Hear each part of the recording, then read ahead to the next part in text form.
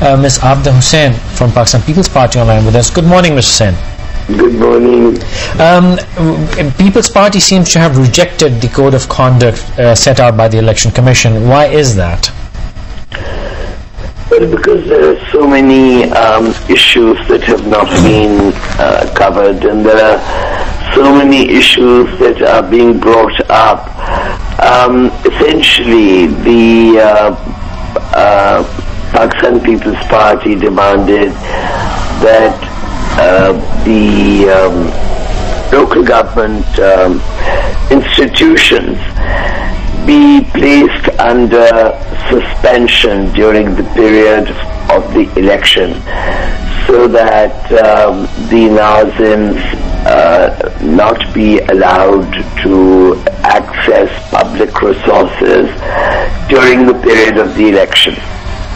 This is a very, very important demand. And in the past, whenever there has been a parliamentary election and local government has been in place, this has always been the practice that the local authority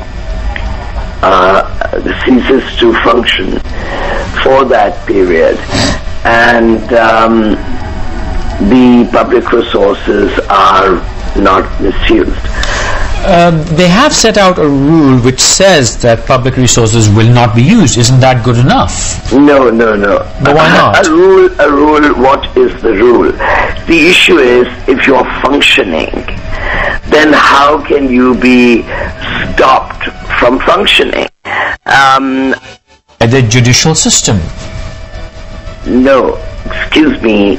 The issue is that once election is announced, if an authority is functioning, their functioning is not stopped by the judicial system. Their functioning as an administrative body is not, but their misuse of the administrative power for election campaigning. The issue is not campaigning. The issue is that we have a district judge, we have several additional judges in every district. However, the judges do not have monitoring facilities. So if a Nazim is using during the election campaign resources to start a new road or start a new program somewhere in order to facilitate the business of vote getting for their party, how is the judiciary going to be aware of it? So this is an absolutely absurd contention that there can be a judicial intervention. The issue is very simple. Public resources are public resources, and therefore public resources ought not to be misused for political bias. Mr. Hussain, you may think that this is an absurd contention, but the thing is, if we don't make these contentions, then there can never be a system. There have been cases where the establishment may have been suspended, may not. The thing is, the loser always screams foul. No, excuse me. I do not think. I think there's a problem, a linguistic problem here. Okay. Contentions have nothing to do with systems. A system is a system. Okay, Ms. Hussain, my question to you is, I mean, as you said, public resources are for the public, and if there is, for example, work that needs to be done, are you suggesting that perhaps the entire area should be just shut down till after the elections? It's not a question of abandoning, it's a question of suspending. An election is envisaged. Okay, so how long would you suspend a system for? Because that means the public is going to have to suffer for that length of time. So how long would you suggest? Excuse me, I mean, this is absolutely ridiculous. This is obviously coming from somebody who has no awareness of public requirements. First and foremost, let me tell you that after all, the public did exist before this ridiculous system was brought into existence. This ridiculous system has been in existence as of 2001. Are you trying to suggest to me that before 2001 in Pakistan the public did not exist? This is ridiculous. Mr. Sen, I think you're misunderstanding my question.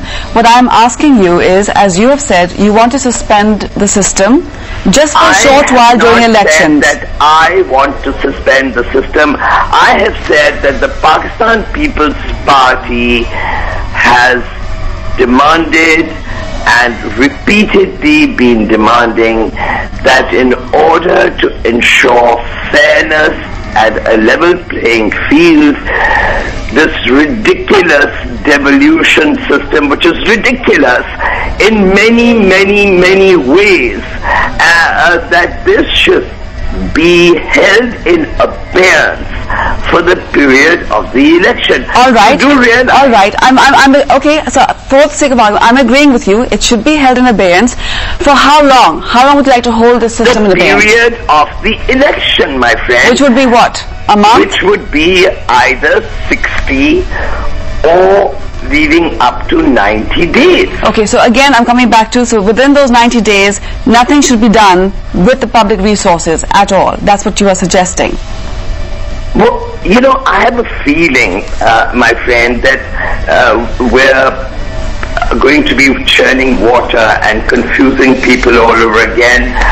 When you say public resources, when you say nothing should be done, I don't know what you're imagining. Okay, well, all I am saying is that in my working experience, public resources for a period of 3 weeks is simply that you do not use the resource through political entities. Now, it does not mean, no, let me put my point across.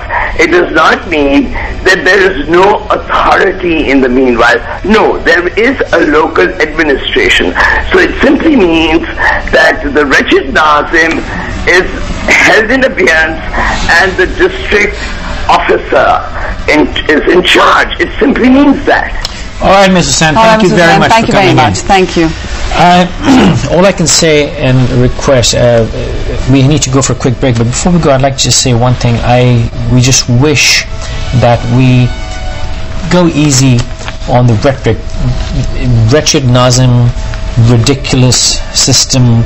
These are statements which unfortunately, as we were talking about earlier, show probably a lack of philosophy. That's all I can say. Nothing against any political party. This is not an opinion formation, but there are much better ways of handling a point.